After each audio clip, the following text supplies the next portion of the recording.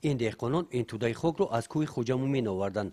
در آن اندیشه می باشند که این خاک از لحاظ اکولوژی تازه می باشد، زیرا آن سالها استفاده نشده است و آن نظر به خاک زمین گرمخانه آنها که در همواری واقع است وزنش سبک است.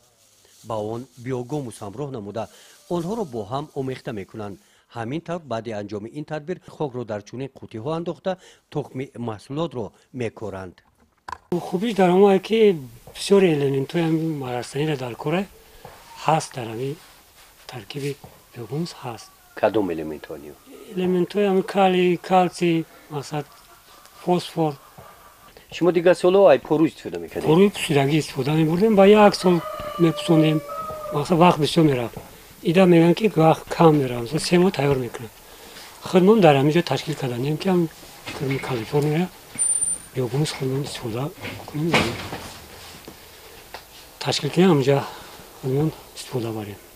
در ناحیه واسع از جانب خواجگی دهقانی به نام فیض‌الله با مقصد حاصلخیز نمودن خاک زمینی گرمخانه و به دست آوردن حاصل فراوان امسال این تدبیر نو را روی دست گرفتند و باوری دارند که این کار آنها نتیجه دلخواه می‌دهد.